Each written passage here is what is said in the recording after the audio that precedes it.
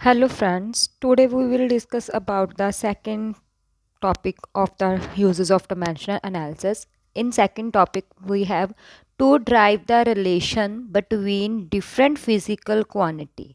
ਵੀ ਆਪਾਂ ਅਲੱਗ-ਅਲੱਗ physical quantities ਜਿਸ 'ਚ ਆਪਾਂ ਨੂੰ ਪਤਾ ਹੈ ਵੀ ਕਿਸੇ ਚੀਜ਼ ਹੈ ਕੋਈ ਆਪਣੇ ਕੋਲ ਫਿਜ਼ੀਕਲ ਕੁਆਂਟਿਟੀ ਹੈ ਉਹ ਡਿਪੈਂਡ ਕਰਦੀ ਹੈ ਕਿਸੇ ਔਰ ਫਿਜ਼ੀਕਲ ਕੁਆਂਟਿਟੀ 'ਤੇ ਆਪਾਂ ਉਹ 'ਚ ਡਰਾਈਵ ਕਰ ਸਕਦੇ ਹਾਂ ਵੀ ਉਹ ਕਿੰਨੇ ਪਾਵਰ ਨਾਲ ਰੇਜ਼ ਕਰਦੀ ਹੈ ਜਾਂ ਕਿੰਨਾ ਜੇ ਇੱਕ ਚੀਜ਼ ਵੱਧ ਰਹੀ ਹੈ ਤਾਂ ਉਹ ਘਟ ਰਹੀ ਹੈ ਜਾਂ ਇੱਕ ਚੀਜ਼ ਦੇ ਵਧਣ ਨਾਲ ਉਹ ਵੀ बढ़ रही है।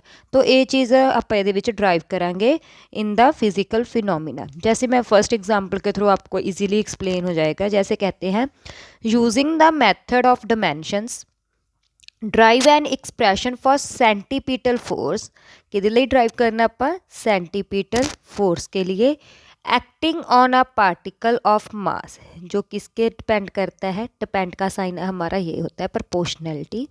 Depends upon particle of the mass पर moving with the velocity v किसी वेलोसिटी v के साथ मूव कर रहा है and circle of radius r। अब हमें ये तो मालूम हो गया भी वो किस किस के साथ क्वेरी कर रहा है। अब इसे हम क्या करेंगे क्योंकि हमने पढ़ा था भी लास्ट इक्वेशंस डिमेंशनल इक्वेशन में क्या है कुछ ना कुछ पावर रेज होती है a फर्स्ट की दूसरे की b और तीसरे की c। हमने सबसे पहले क्या करना है प्रोपोर्शनैलिटी साइन हटाकर इक्वल टू डालना है।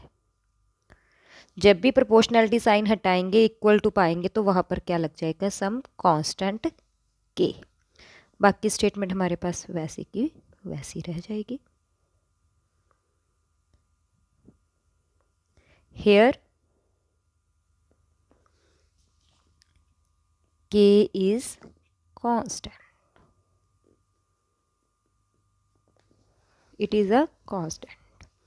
नाउ m क्या है मास है।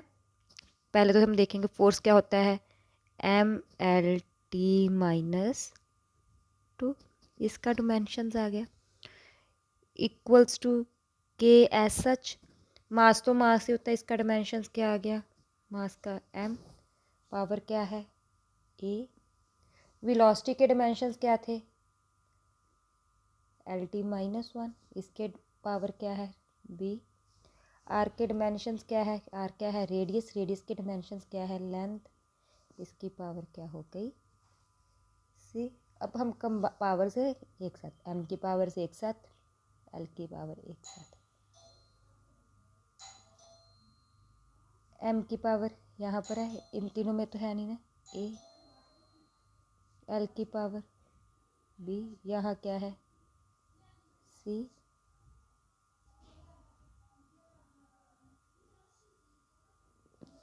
ये हो गया ना। नाउ हम क्या करेंगे कंपेयरिंग करेंगे यहाँ पर लिखेंगे comparing the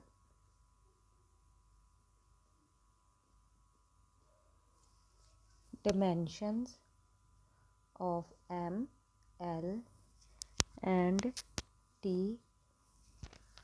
on the both sides।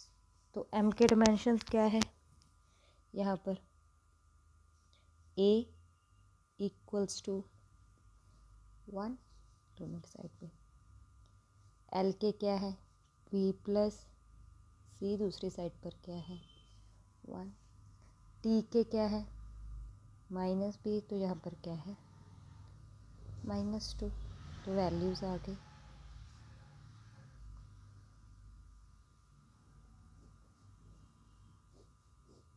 b की वैल्यू यहाँ डाली 2 + c इज इक्वल टू 1 तो c क्या आ गया 1 - 2 इक्वल्स टू -1। तो इन फर्स्ट इक्वेशन हम फिल कर देंगे यहाँ पर f equals to k m की पावर a की वैल्यू 1 v की पावर b की वैल्यू 2 r की पावर c की वैल्यू -1। तो क्या बन गया k m v square by r। तो ये हमारा क्या बन गया फार्मूला। आप आगे जाकर जब ऐसे इसको ड्राइव करेंगे तो आपको समझ आ जाएगा भी ये एक्चुअली यही फार्मूला होता है जो मैंने ड्राइव किया है। आगे नेक्स्ट एग्जाम्पल है हमारे पास, consider a simple pendulum, the time period of oscillations of simple pendulum is depend. सब तो पहला किसकी गल हुई है, पीरियड दी। पीरियड क्या होता है, time period is depends upon the length of the pendulum and acceleration due to gravity, जी पर डिपेंड करता है। तो यहाँ पर क्या हो गया, इसकी भी पावर वैसे सेम इनकी पावर रेज कर दी। नेक्स्ट क्या करेंगे, प्रोपोर्शनैलिटी साइन हटाकर क्या लाएंगे, कांस्टेंट, एल की पावर ए जी की पावर बी, हेयर के इज कांस्टेंट। तो डिमेंशंस, टाइम के डिमेंशंस क्या होते हैं, टी के एस सच, लेंथ के डिमेंशंस एल, और जी के डिमेंशंस, जी क्या होते हैं, एक्सेलरेशन, एल टी माइनस 2, इसके डिमेंशन। अब इसके जो नहीं होते उसके मैंने बताया था कि पावर क्या हो जाती है, 0। लिखना हमने सभी में होता है। एम नहीं है तो एम की पावर 0। एल क्या है, ए दोनों साइड पर है प्लस बी, टी क्या है -2b। फिर से कंपेयरिंग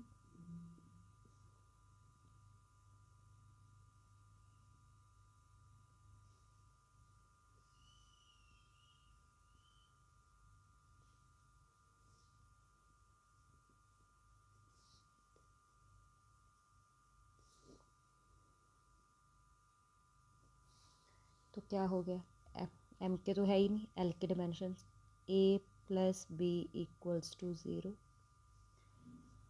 और बी टी के डिमेंशंस क्या आ गए, 1 is equal to -2b, B क्या आ गया -1/2। इसकी वैल्यू यहाँ पर फिल की तो क्या बन गया, A is equal to -1/2 equals to 0, तो ए क्या आ गया 1/2। ये फर्स्ट इक्वेशन में फिल कर दे। यहाँ पर